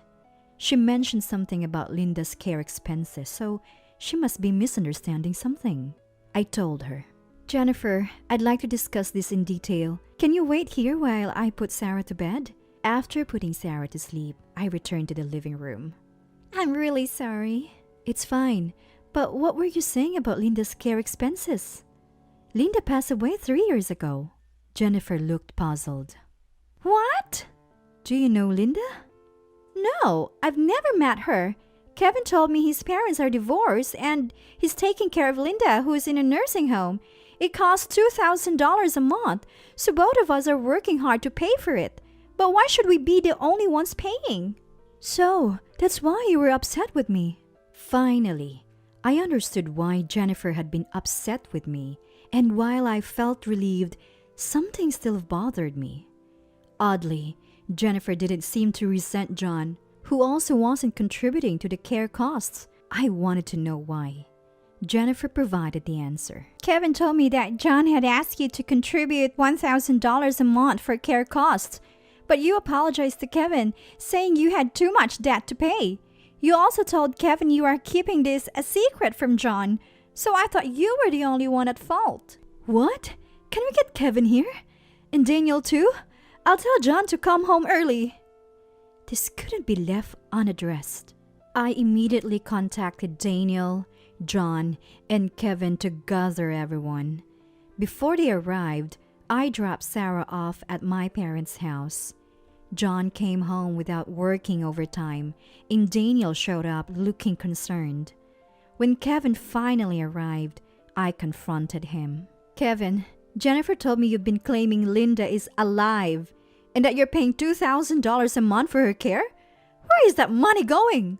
Kevin turned pale and started sweating, visibly shaken. John and Daniel looked at Kevin in disbelief, but he remained silent. Jennifer told me that John had asked me to pay $1,000 to you, Kevin, and that I couldn't because I had debts which I was keeping a secret from John. What's going on? John finally spoke up. What are you talking about? Emily doesn't have any debt. She's more financially savvy than anyone and even has income from real estate. Kevin, what's this about Mom's care costs? Finally, Kevin began to confess. I'm sorry. Before proposing, I found out Jennifer made more money than me. I thought about how to shift some of that money to me. Jennifer's expression changed instantly, her face turning to one of fury. Kevin, now terrified, continued. So I made up that Mom was alive and needed care costs. I thought if I claimed to contribute $1,000 and got Jennifer to pay the other half, our take-home pay would be about the same. Daniel finally spoke. I see. Whenever I brought up Linda, Kevin would change the subject. I thought he was still grieving. To use Linda's memory to scam people out of money. I didn't raise you to be this kind of person.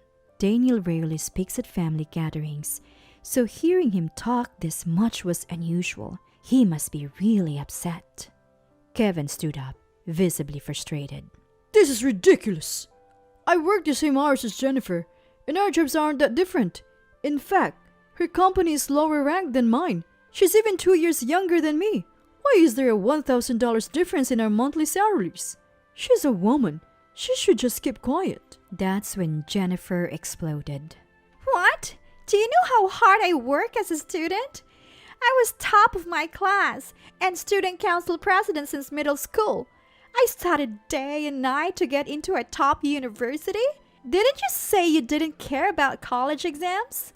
I have what I have now because I worked for it. Don't be jealous. Jennifer took a deep breath, having said her piece. I also had something to say to Kevin. Using a non-existent care cost for Linda, who isn't even alive? What kind of person does that? Didn't you think this would come out eventually? Kevin was at a loss for words, so I turned my attention to Jennifer. Don't you think something was off, Jennifer? Neither John nor Kevin ever talked about Linda or visited her in a nursing home. Your anger is justified. Kevin did something unforgivable. But I wish you'd question things instead of taking his words against me. Jennifer apologized. You're right, Emily. I'm really sorry for the inconvenience. It's okay.